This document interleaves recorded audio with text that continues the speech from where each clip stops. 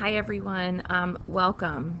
So I'm just going to quickly go through the last topic in chapter 5, which is tree diagrams. And you've already spent some time on tree diagrams, so this should be very quick.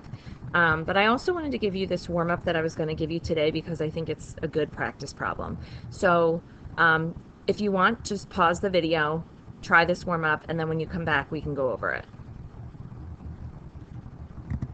Okay. So you have this information about it snowing in February in Ambler and also the high temperature being 32 degrees or lower.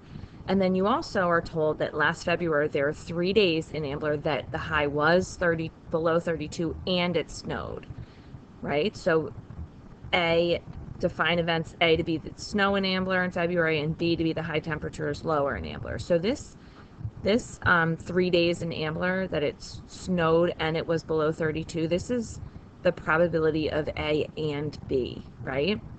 So remember, we said there's some couple different ways that we can kind of show independence, and this is one of them. If we find the probability of event A times the probability of event B, that should be equal to the probability of event A and B if the two events were independent. So we're just going to plug in the information that we're given. So we know that the probability of it snowing is 0.08. The probability that the high temperature is 32 or lower is 0.31. And then the probability of it snowing and that the high temperature is 32 degrees or lower, well, it said that happened 3 days in February, and there were 28 days, so 3 out of 28, right? So plug those into your calculator, and you can see that those two numbers, those two decimals, are not equal to each other. So because they're not equal to each other, we can say that events A and B are, in this case, are not independent. All right? So like I said, we are going to just talk about tree diagrams, and then I am going to make some comments on your quiz, your chapter 5.15.2 quiz.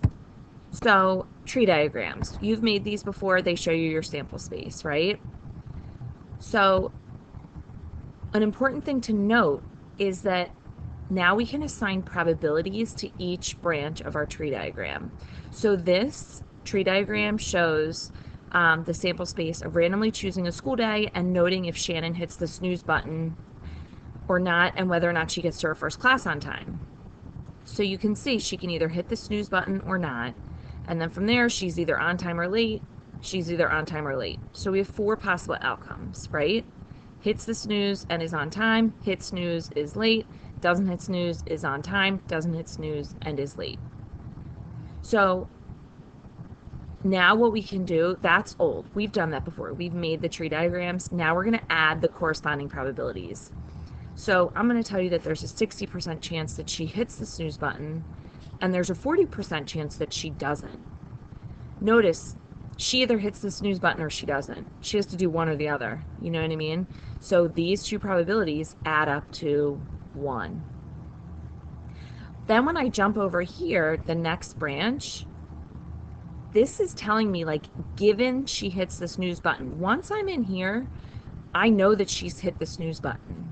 Think about, like, what a tree diagram means, right? If I'm flowing through this branch here, I've already hit this, or she's already hit the snooze button. So this is what we call a conditional probability because we already know that she hit the snooze button. So now the probability that she's on time, given that she hit snooze, is 70%. Well, if that probability is 70%, then the probability that she's late, given that she hit snooze, is 30%. Because again, both of these have to add up to 100 because we're conditioning on the fact that she hit snooze. And then on the bottom of our tree diagram down here, the probability that she's on time, given that she doesn't hit the snooze button, is 90%. The probability that she's late, given that she doesn't hit snooze, is 10%. These are also conditional probabilities, also add up to 100%. So here's a practice problem. So take a minute, read this. You can pause it if you want. And then we're going to draw a tree diagram. So in this first sentence here, it tells us that Harris Interactive reported that 20% of millennials, 25% of Gen Xers, 21% of baby boomers, 17% of matures read more ebooks than print books. Those are conditional probabilities. we're conditioning on the fact that the person is a millennial or Gen Xer or whatever. And then this sentence here, according to the US Census Bureau, 34% of those 18 and over are millennials, 22 are Gen Xers, 30% are baby boomers, 14% are matures. So that's just the breakdown of the percentage of what category a U.S. adult falls into. So that's not a conditional probability. So my tree diagram would look something like this. So again, 34% are millennials, 22% are Gen Xers. I get that from here, right? 30% are baby boomers. That's here. 14% are matures. That's here. And then when I go back and reread this first sentence again, that was our conditional probability. That's what comes next. So someone's either a millennial, Gen X, or baby boomer, or mature, and then they either read more ebooks or more print, more ebooks or more print, right? Those are your options. But again, these are like conditional probabilities. So 20% of millennials read more ebooks. So given that you're a millennial, there's a 20% chance that you read more ebook. Therefore, there's an 80% chance that you read more print books, given that you're a millennial.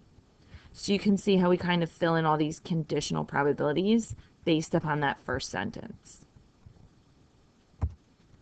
So part B, here's a question for you. So find the probability that the person reads more ebooks than print books. So the person reads more ebooks than print books. That would be all these people here, here, here, and here, right? So I'm going to have to do some multiplying, some math here. The probability that a person read more ebooks would be 34% times 20%. That's how many millennials read more ebooks. And then 22% times 25%. That's how many Gen Xers read more ebooks. And so on and so forth. So I'm going to do all these multiplications, add these up. And so overall, if I were to pick a randomly chosen U.S. adult, this tells me that there's a 20.98% chance that the person reads more ebooks than print books.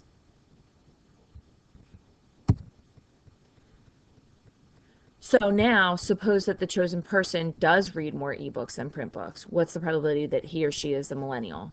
So now this is a conditional probability. We're supposing that the person reads more ebooks than print books. So we're assuming that they fall into that category that we just kind of like came up with, or that percentage of people that we just came up with.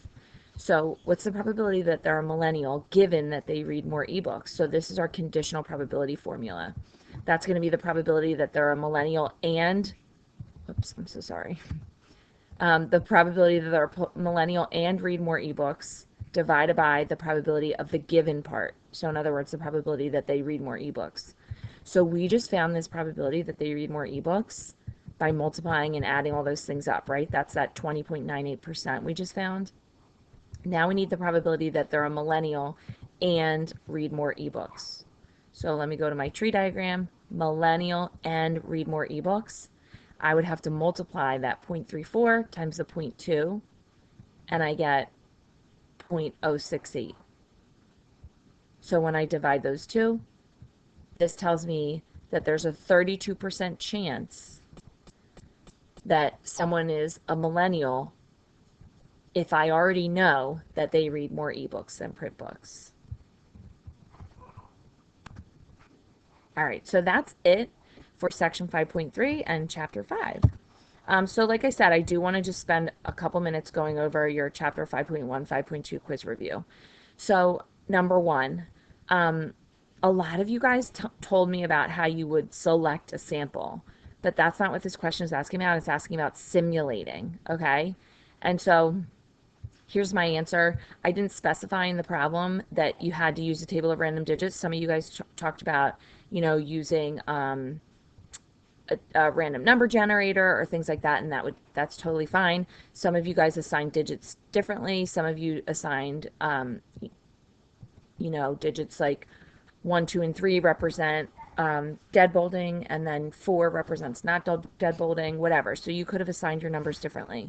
But remember, you're simulating. You're not actually sampling. And then number two, I think most people drew the Venn diagram. So here's what your Venn diagram looks like. Guys, don't forget, remember I told you, you always start in the middle. Fill in the middle first and then work out. So you got to fill in that 9% in the middle. And then you got to take that 9% out of the 21% and the 36%. And then a lot of us forgot this out here because there are some people who don't buy potato chips and they also don't buy apples, right? So this is what your Venn diagram should look like. And then it says part B, find the probability that a randomly selected shopper buys apples or potato chips. So apples or potato chips, that's everything in these circles. So you got to add up the 12, the 9, and the 27. Remember, we can't add up the 21 and the 36 because we would be double counting. So if we did just add up the 21 and the 36, that's fine, but we got to subtract the 9. So then you would use your formula. So like when I say use the formula, your formula would be the probability of buying apples plus the probability of buying potato chips minus the probability of buying both. So part C, find the probability the randomly selected shopper doesn't buy apples and doesn't buy potato chips. That's these people on the outside. So part D, find the probability that a randomly selected shopper buys potato chips or doesn't buy apples. So potato chips or not apples. So remember, or means one or the other or both. So potato chips is everything in B, right? Everything in B. So I need the 9%, the 27%. That's how I got 9 and 27. That's the potato chips. Or not apples. Well, the 12%, those people do buy apples, so I don't want to include them. But these 52%, they don't buy apples. So I need to add that 52 in there. So that's how I get that 88. Okay. Number 3, here's your answers to number 3. Don't forget, whenever you're asked about a valid probability model, these are the 2 things you have to talk about. All the individual probabilities for each outcome are between 0 and 1. They all add up to 1. All right. You're going to be more specific than I am here, but those are the things that you have to mention. And then guys, please show your work for these problems here. Because again, if you're not using like an understood formula, like for mean or something like that, you have to use your formula. You have to show me how you got your answers, okay? And then in part C, just be really specific about, what letters are in the first half of the alphabet and also vowels. So specifically letters A, E, and I. All right, that's your quiz. So just real fast. You have this test practice. I gave you these assignments. Work on them, check answers. If you have questions, please email me, message me on Teams anytime. The other thing, there's a chapter 5.3 check for understanding. It's a couple of questions. It counts as a Schoology quiz. It is a Schoology quiz. It's going to count in the assessment category. You can take it up to 3 times to earn a higher score if you don't get a perfect score the first time. But I just wanted you to have some more practice on 5.3 before you go in and take your test. Your test will be Thursday, February 4th this week, okay? So again, if you have any questions, please email me, message me, Teams message me, whatever, at any time, okay? That's all I have for you. Thanks so much. Have a great day. Mama. Yeah.